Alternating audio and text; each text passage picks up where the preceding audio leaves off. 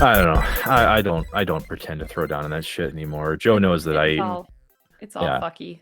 Joe knows I burnt that part of my brain out this last election cycle, and Didn't we all, friend? ugh, Didn't we all? just it got in too deep, and Oh my No. god, yeah, Mm-mm. because it's just fucked. Yeah, completely. Yeah. And speaking of getting in way, way too deep into any political cycle, I'd like to bring us back to a time known as Anno Domini 1997, 1997, in the year of our Lord. And out in Japan, a humble anime is being made. Not the best of its series, and matter of fact, Japan would say it's one of its worst. Due to the amount of just bizarre political intrigue and different courses it takes. But all of that can be forgiven for the sole fact that there are 5 giant robots fighting for freedom. And it's Mobile Suit motherfucking Gundam Wing.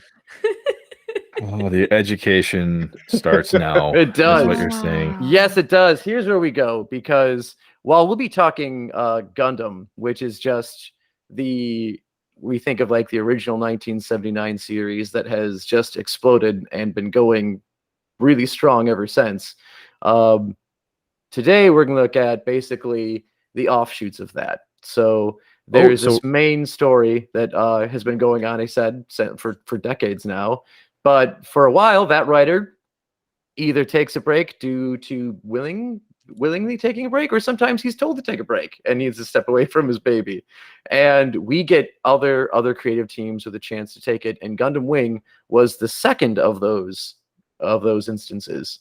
But it was the first we saw here in the States. But Mark, I believe you had something. Well, I was going off of the nonverbals I was getting from Chelsea, and she might be able to correct me on this, but I thought you were bringing up Big Bad Beetleborgs for a second. Oh, because you were like, oh wait, he's talking 97, and I go, I think that's in that ballpark. Mm-hmm. You know, but and then when you said it's right there. You said Japanese people were pissed off about it. I'm like, probably, because maybe a little bit. Yeah, because Big Bad Beetleborgs was just. it's a weird American version of basically their what I think it's like Metal Cyber Cop series thing that they do. Oh, it was rough. It was rough. It is, yeah. Like it's basically the armored cousin of Power Rangers is that genre in Japan, and they brought some of it over Beetleborgs. And there's, I mean, that thing is an amalgamation. Like you've got that weird aspect of like that Japanese genre plus knockoff versions of Universal's monsters living in a house together, like weird college roommates.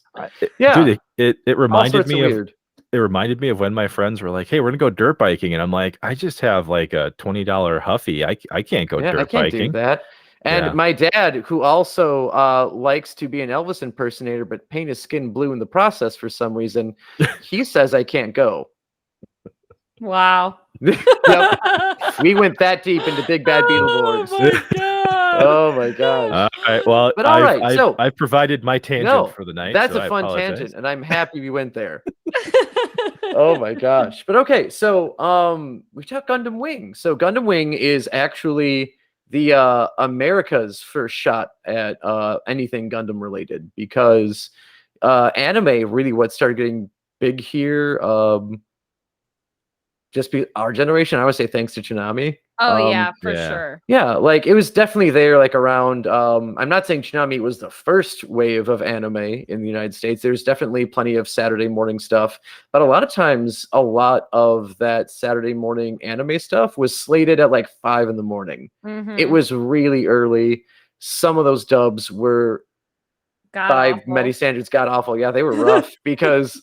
Some of them coming from Canada, which at times, like, you know, even had higher, like, or like more strict localization standards than we got here in the US, which, by the way, Haim Saban, the same guy who gave us Power Rangers and Beetleborgs, was the same guy whose company did the original dub for Dragon Ball Z, which is, again, who famously gave us the dub of the parachutes and helicopters from a scene in Dragon Ball Z, which I know Mark not familiar with, and I meant to bring this up with Kyle, but we kept going.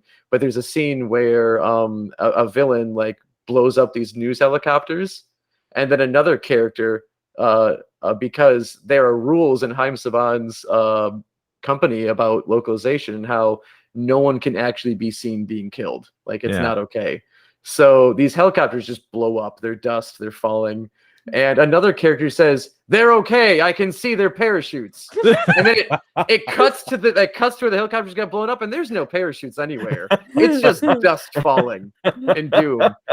So thankfully, we hit Toonami, and that's still there. Obviously, there's still that localization. But because I mean, that was where that Dragon Ball Z aired. Was that episode aired? I remember watching that. Being like, they can't be okay. Did I just watch someone die? I definitely watched someone die. So, like, obviously that stuff is still there, but the worst that Gundam Wing got was they just took out references to killing. Because clearly, like, when you see, like, basically a big robot get cut in half and blow up, the dude inside didn't make it. He just didn't. He might make it. He could have pulled through. I mean, there are definitely like series in Gundam where that does happen, but that's a whole nother story. But anyway, there are a few things. So basically, if we get into like the absolute plot of the series, what we're looking at here is we have this Earth government who, like in many other Gundam series, Earth is being overpopulated. So the natural thing to do is just push people to outer space, build colonies, stick them in there, keep them happy. But colonies, you work for us. You get no say in your laws. We make the rules, bitches. So, of course, the colonies are like, "Are you sure that's the best way of doing things?" And Earth says yes. So the colonies, what do? Time to rebel. This sounds just like current events right now. You're talking about Musk and Bezos, right? Like, that's what you're talking pretty about. Much. Yeah. Which, hilariously, the creator of Mobile Suit Gundam, Yoshiyuki Tomino, made a comment over like Bezos saying like we need to start colonizing space, and there was, I think, a Japanese, or I think it was Kotaku, who does a lot of like publishing over Japanese media, made an article says Gundam creator Tomino has lingering or like weary thoughts over Bezos like space colony ideas. And I remember someone took that tweet, reposted it, and said, "Yeah, it's fucking called Mobile Suit Gundam. But you should just watch it." That's literally his thought on space colonization. But so the space colonies rebel. Go ahead. It's also called the American Revolution, just not in space. I mean, I mean, it feels like somebody just opened a history book and was like, "Hey, you know what? This is like 200 years ago, but no one remembers that. Let's just use that idea, change the names, you know, put it in a new box, slap it out there, it'll sell. Wrap them in metal, you know, we'll be fine. It'll be great." We don't learn things. We just think not of new all. ways to keep doing the same shit over and over and over. Pretty much. And that's how we got Pocahontas in space called Avatar. I'm thinking about the first guy that saw anime at like 5 a.m. like you mentioned, and it's like the dude from the meme where it says it ain't much but it's honest work. Yep. And he's just pointing at his TV in his overalls with the little wheat in his mouth, and he's like, "I've seen this one before. I've seen this one. I know this one." Also, John C. Reilly apparently is watching anime at 5 a.m. Oh, God. So the colonies rebel. That's where we left off, and they send their 5 Gundams to Earth, and they call the whole scheme Operation Meteor. The Earth government gets wind of it. They try stopping it, doesn't work. So the 5 pilots and the robots get to Earth. It turns out the pilots are all really, really young. I think the oldest one is like 14, 15 years old, which is typically a trend in Gundam, because what Tomino started it is that the youth typically get exploited during times of war, hence like drafting and other things that happen. And he also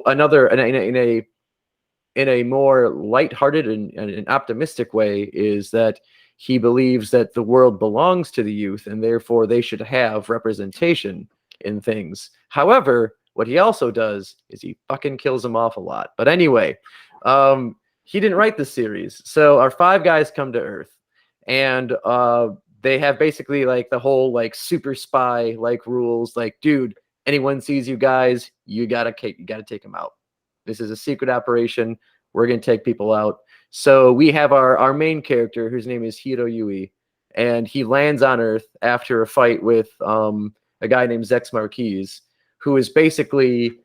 Are these just rappers? Are you just talking about rappers right now? Have you watched anime? Like, this is what happens. The names are random. I don't know where they come from, but this is what we're working with here. Shut up, Mark! So anyway, those guys fight. Hiro crash lands. He gets out of his little Gundam, and he crawls onto the beach and passes out due to the impact into the water. Just covered in mom spaghetti, right? Covered in mom spaghetti. Okay. So he gets found by another main character of the series. Her name is Relina Dorlin. And she like, oh, I have to like help this poor boy. He's passed out on the beach. What the hell happened? So she calls an ambulance, wakes him up. He freaks out because he's supposed to be on a secret mission. And what would a spy say to someone who's not supposed to know the spy's there? I ask you this. What would he say? Like, you saw me, you're not supposed to see me. What would he probably do? What would he say? Chelsea, I'll let you answer that first. Well, this isn't my bedroom. I was going to go with, this isn't where I parked my car. Yeah, there you go. That's definitely James Bond on a Euro trip right there. That's what he would go. But because this is a super soldier trained by the space colonies, however, with a very stern Japanese heritage, his reply is that he's going to kill her. That's his mission. It's like, you can't see me. This is my job. What? Who does that? Yeah, that's like literally the first thing. He's like, I'm gonna fucking kill you. Like, he points a gun at her. Legit anything else, and then killed her. Just killed her. And so much easier. But what gets even more confusing, believe it or not, what gets more confusing, they live in a society, and because it's a society, she is like a daughter of a high like ranking like government official, so she goes to like bougie school. Yeah. And guess who fucking shows up at bougie school the next day? Hiro goddamn Yui. Yep. He's all in there in a nice suit. He's enrolled, happy to be there. He's like not happy. He's stoic. Doesn't say a damn thing. Now he's actually enrolled himself in a goddamn high school just to kill this girl. That's what you're thinking. Like, he's gonna be there to kill her, but then he doesn't do anything. He's kind of nice. There's a scene where she shows up and hands him an invitation to her birthday party because she's gonna be a nice person. Yeah. Foolish idea, because in front of all of her friends who applauded her nicety of inviting the new kid to her, rich girl birthday party, he takes the envelope right in front of her face and just tears it in half. What a dick. And then she starts, of course, she sheds a lone tear because, like, why the fuck would anyone do that? He comes by, wipes the tear away. She has a second of reprieve, and then he just looks right in the eye and says, "I'll kill you." What? And walks off. Okay. That's the end of an episode of that show. Okay, but hold the fuck up for a second. Yep. How did he get proof of residency to enroll in that school so quick? Because I mean, at minimum, you gotta like your utilities gonna take it. Now we're shooting plot holes, and that's my favorite thing to do. Except there is an answer for that, and that he's a trained super spy, and he broke into the school, put himself into the system, and so they were expecting him, like, oh look, here's a notification. We have a new student coming in today. Here are all of his credentials. So basically, he broke in and made it all up, and then shows up the next day ready to go. What's this asshole supposed to actually be doing versus just going to school? He's supposed to be taking out a basically an elite group of military officers within the Earth government. They call themselves the Organization of the Zodiac, also known as Oz. And the Organization of the Zodiac is just kind of a play that they do, because all of the villain like robots, or what they call in the series mobile suits, they are basically named after a zodiac symbol. So there are Leos, Aries, Taurus, Virgos, all of these things going around fighting things. But Hiro not being the only one there, other pilots come in. You've got Duo Maxwell. He is the rootin' tootin' American, voiced by Steve McNeil, by the way. We've talked about him before. He eventually comes to that high school, but so basically they all just decide to go to high school. Just those two. And Duo is mostly there just to get Hero the fuck out. Like, dude, we got shit to do. I think in a playful way. They missed an opportunity when they called it Oz instead of calling it Oots. Because I mean, it should be OOTZ, right? So, yeah. So it should be. It's like, I was picking up what you were putting down. Yeah, it's like, hey, what organization are you with? And the guy's like, yep. And then the show would be called Mobile Suit Gundam: Boots and Cats. Yes. Yeah. There you go. So anyway, those are two pilots. The other ones we've got Catra Barbara Winter, who is the son of a rich family in outer space. Then you've got Troa Barton, who is a bit of a drifter, and we don't know too much of his backstory, other than he works in a circus. He's got that going for him. And then as a what? He's actually a clown. Oh, yeah. He wears a half clown mask. Oh, yeah. Okay. So where do you think he was doing? I was gonna guess like gymnast or something, like a trapeze artist. He does do that also as a clown. Oh, okay. Yep. He's also, he's an odd clown because only we're all clowns are odd clowns. They're usually terrifying to me. No clown is a normal clown. There's no normal clown. No. Joe, this is literally the plot of Jim Cotta. Like we're literally no. I'm explaining it poorly, kind of, but that's also because we're going off on a ton of tangents because that's what we do. Well, I'm into it. I don't know. It's fun. We've got clowns, we've got rich kids, we've got the crazy guy who's gonna kill someone in high school. Yeah. The American kid who dresses like a priest. I messed that out, but he does. Bunch of robots. Bunch of robots. And then there is the least likable character, I think, in any Gundam series ever made. And his name is Wu Fei Chang. And why do we hate him? Because he's a womanizing piece of shit. Ew. Like everything. Like there's at one point the manga tries to like retro make it a little better, but it still doesn't really make it all that much better. So basically at one point he gets like discovered trying to break into a military facility, and a female like lieutenant like had a chance to like actually kill him when he wasn't in his robot yet. And she like, I don't know, she's like, freeze, just stay there. And then he gets away and gets into his big robot. He's like, you shouldn't have hesitated, but you're a soft woman. And it's like, oh my God, this guy, not likable in any way. And he has no character development whatsoever in the main series. He's like, nope, you're an asshole through and through this whole way. We don't like you, Chang Rufei. Lean into that misogyny. Yeah, completely. And his attempt at like a good story arc is he is supposed to be like, any stereotypical like Asian character is he must prove himself through battle. That's how every stereotype is with them. And which again, not a good thing, but that's how he was written, and it's not great. So when he wins, does he do the standard anime thing where he puts his hand to his head, and he's like, "You need more training," and then runs off, or like what? Like what's it like? No, his is more. Joe's turning around in his chair. You shouldn't have tried that. And then he goes off.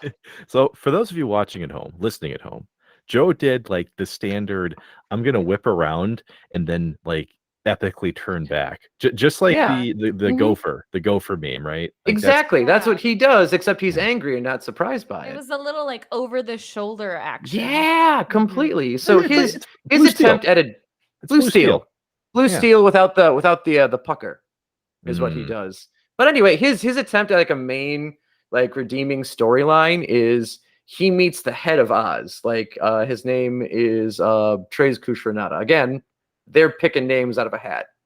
But he meets Treize. Yep, he's the head of Oz, and we're expected that he's going to be the bad guy of the series. Which it turns out halfway through the series, of the bad guys, wasn't that much of a bad guy. And by the time that's revealed at the very end, like he's actually a redeemable character and a good character, fucking Wu Fei kills him. Oh no! This reminds me for the sole fact that he beat Wu Fei in a duel early on in the series, therefore he had to die. Oh man, you gave me like this. You just gave me like crazy like Wreck-It Ralph Zangief vibes there. It's like, you're not the bad guy, Zangief. You're a bad guy, but you're not bad guy. And that whole part there where I mentioned, like, we think Treize is a bad guy, but by the end it turns out he's not that much of a bad guy, is a lot of the criticism that the series gets is that affiliations, factions, and who's good, who isn't, flips so often in this series that it's hard to keep up with and really enjoy. Because at first you're like, okay, like the Earth government's bad. Oh wait, no, it's not Earth. It's just Oz. And then it's like, wait a second, Oz isn't as bad, because then there is basically the bourgeoisie rich people who are like basically funding Oz. It turns out they're actually the bad guys, the Rockefeller Foundation. And then they have like the people left from Oz who are loyal to Treize because Treize was taken out of power by the rich bastards. They try rebelling and helping the former Earth government, who's also, we kind of forgot about, but we're going to write them back into the story. Meanwhile, the space colonies, who, yeah, that's right, the people that we were fighting for the independence for. The proletariat? They who said, fuck the Gundams after a while, because they were going to actually join Oz for a bit, which is like, what the fuck? We're rebelling against you, but now we're joining you. We don't know what's going on. They eventually get their own like off faction called White Fang. Or like, who do we care about anymore? Meanwhile, you've got Zex Marquise, whose real name is Miliardo Peacecraft, who was the son of a king from like a neutral country, who's basically Switzerland, gets attacked, goes into hiding, and decides to enact his revenge by joining the military and working his way through the ranks. Yeah, exactly. So it gets very confusing. Joe is still there with us, everyone? Yep. Yeah. Yeah, Joe's not having a stroke. He's just describing... I've got over the whole plot. Yeah, he's just describing Gundam Wing at this point. That's all he's Except when you're young and you're in middle school and this comes out and you see giant robots just fucking chopping each other up, god damn is it amazing. Because this show has a lot of that. For as much as like the confusing plot is, the action is really fun in the series. The animation's pretty great. And actually... like the 3-part OVA that eventually gets stitched into a movie called Endless Waltz is honestly, I'm gonna put it out there, the best Gundam movie made yet. It takes place after the main series is done and shows the struggle of what your soldiers do when they come home and there's no more war to fight, and how they get pulled by both trying to be a normal part of life and perhaps some crazy bastards who don't think the war should have ended. So that movie won beautifully animated, because this is also a time when it's not digital animation. It's still beautiful drawn cells and everything. Yeah. But great movie. Series is a little out there. But if you're a Gundam person, or think about getting into Gundam, don't start with Gundam Wing. It's where most of us started. Okay, but so there are other places to start. Or start there. It doesn't go anywhere but up. That's true. You could start there. It's 50 episodes long and a movie. Yeah, but you started with Gundam Wing. Yeah. And you didn't have the promise yet of the rest of this, did you? So how did you stick with this? Because you basically just described to me, you know, what sounded like what happened in my head after I got a concussion playing football. Like, like there's all kinds of interconnected shit that doesn't make any sense. You know, there are people with rapper names that actually have secret other names. You know, I like the names. Names are fun. But which, oh my god, didn't even talk about Lady Un and her amazingness. Lady Onion? Lady Un. No Onion. Although Onion's like Onion would be a big Dragon Ball Z thing, but before we talk about the Un, we need to talk about how you stuck with this, because you said it's the worst thing you've ever seen. I know how. Can I guess your answer? Yes, please do. It's giant robots. I mean, that's the winner there. That's the overall winner. That's why. That is answer one. Giant robots hooked me because they were also at the time like the coolest fucking giant robots I'd ever seen. Right. So there's that, and there's also a great link to a college story that Chelsea's probably familiar with. She was not there for it, but there's a fateful trip to McDonald's that I took with another roommate and a friend, and all I ordered, because I wasn't too hungry, 2 apple pies and a Coke. You still do that. I still do that. But you know what happened? You know what happened on the first apple pie? Way too goddamn hot. And what most people would do after bite one and it's super hot, they'd spit that out. I kept eating. I'm getting through this apple pie. Did I take a drink? No, because that's going to wash out the apple pie taste, and I need to finish it. And so that describes my character. So it's robots and stubbornness. That's really what got you through it. Pretty much. That's what got me through it. So... and while there wasn't promise for another series or like a sequel or something else, It was popular enough that Toonami's like, hey, is there any more of this out there? And Japan's like, haha, fuck yeah, there is. Yeah. Japanese We've got Billy 40 Mays. years of this stuff, man. Yeah, Japanese Billy Mays is like, but wait, there's more. There's more. There's exactly. more. And before I get to the more, I need to tell you about Lady Yun. Because Lady Yun was Treize Khushrenada's right-hand woman. Like, she fucking helped make his decisions. She was there to enforce his ideals when he was not around. And when the Earth government people would not get on board with Treize's plan for what Oz was going to do, she brought them onto a plane. She put them on a broadcast with a gun to their head and said, "You're going to say what I fucking want you to, buddy."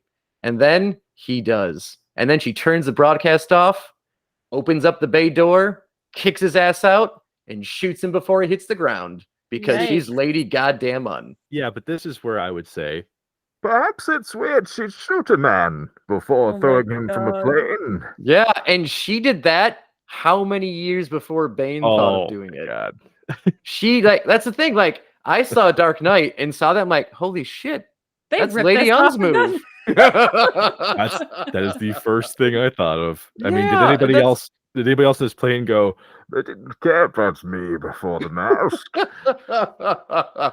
Well, when we dub over Gundam Wing for fun of it, like, we can definitely throw Bane into it. I have been waiting to bring back Bane voice for so long. So long. Tiger in the cage, man. I gotta let him out. Tiger in the cage. We'll get there. Yeah. But I guess to close the episode, over like, well, how did this keep going? The next step for Toonami was like, well, let's bring in another series. What do you got? And Bandai's like, well, we have the original stuff, like from the 70s. Toonami's like, hold the phone, pump the brakes. We'll get to that. What else you got that's more recent? Like, where there is a show called G Gundam. And they're like, well, what's that about? Does that have anything to do with the other one? They're like, no, it has nothing to do with any of the other ones. It's its own thing. Okay, what happens in it? So Earth now sucks because of all the war and all the sorrow that's happened to it. So we moved into space. But every 4 years, all of the countries send a Gundam down to Earth and fight until there's one Gundam left. And that Gundam and the country they represent rules out of space and the Earth for 4 years until the next tournament. Did I watch that with you? You probably watched some of that with me. I think I did, and I was like, this is fucking awesome. Yeah. It's so ludicrous and over the top at times. Yeah. Like, this is so dumb it kind of works. It's great. You guys, of course you've seen the Hunger Games by now. Come on. Actually, like with me, like, I liked it because it was Robot Jocks. If anyone's ever seen that movie. Yeah. So it was the same idea as Robot Jocks, except it was made. I mean, actually, like what? Because like G Gundam was 94, Robot Jocks was like the late 80s, early 90s. So maybe I got dated from Robot Jocks. I'm just gonna say it. Joe's erection for robots could be the pass from Alaska to Russia at this point. I mean, it is, yeah. This is what got him through 50 episodes of what he said is just not enjoyable cartoons. I don't know. That's the thing. It's not just Joe. Lots of people do it. And like, if the Gundam enthusiast sites that I follow, like, they usually rip on Wing. And like, I know it's my brother's favorite series, and definitely it holds a near and dear place to me because it's what got me into Gundam. So, well, I would say probably not the place to start. If you want to go, like, I would always if you're starting to want to get into Gundam, a lot of people will hardcore say, like, watch the first series. The first series got canceled twice. I'm going to throw that out there. It got canceled in Japan and it got canceled in America, which we'll talk more about in the main episode, and how a show that got canceled twice just kept on going. Yeah, and for our Twitter follower, GeoFire, who has held on for dear life, waiting for us to finally cover this series.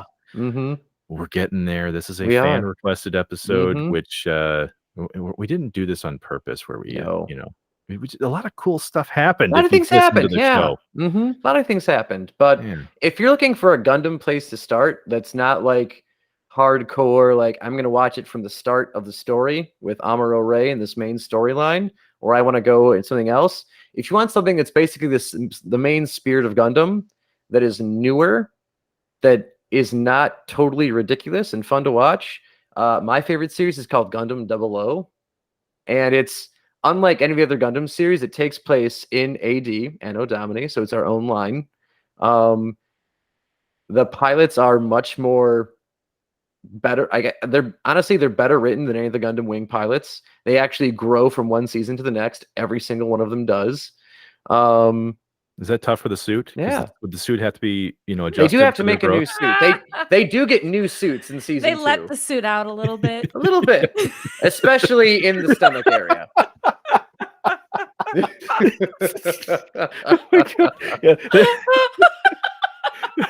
And if they lose weight, it's like when you punch a hole in a belt. It's just we'll just tighten it up a little bit.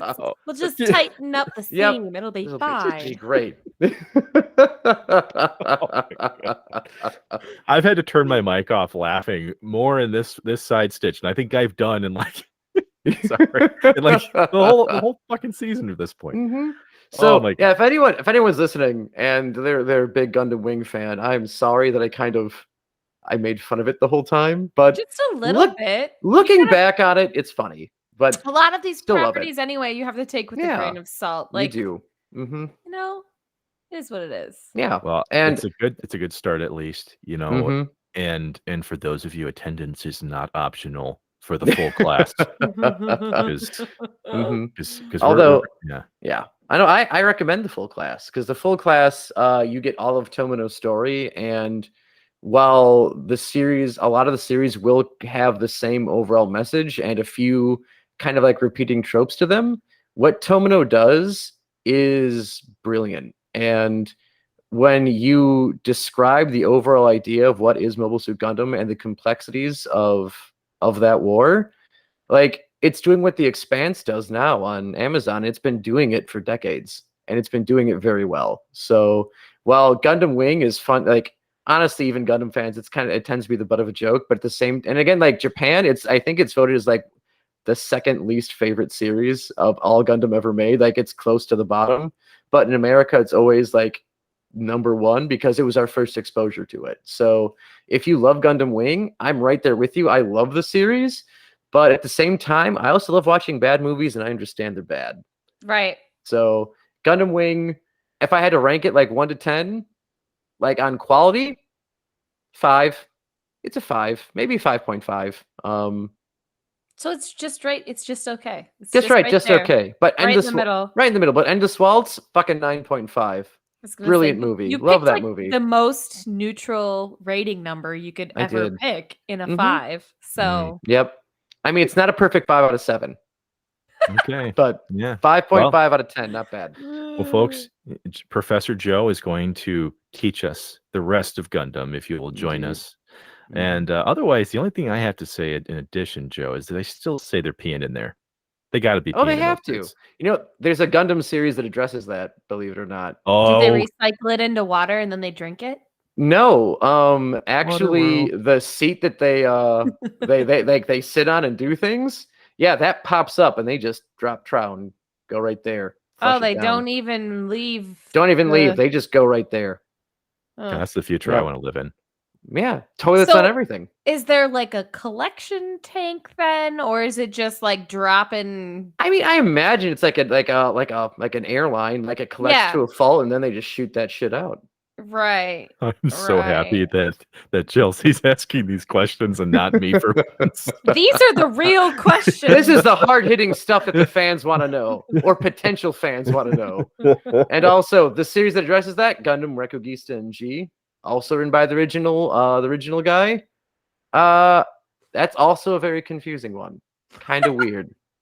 But that's one where like I had to watch that series twice to be like, what the fuck's going on? What just happened? What just happened? What did I just see? Whereas at least like I remember like looking back at Gundam Wing, like I fucking remember everything. Like I remember the story. It wasn't confusing to me. It moved around a lot, probably more than it should have, but I kept up with it. Whereas G Rico, I'm like, what the fuck is going on? I don't want to rewatch it because I'm doing other things, but I'll get back to it. And I did. I watched G Rico a few years ago, and I finally watched it like this past summer, in the summer of Joe, in a month where he didn't have a car. So I rewatched some Gundam. Summer of Joe. Well, in our best Kyle A. Bear. Next time on Digital Dissection, we'll be talking about used me as a springboard.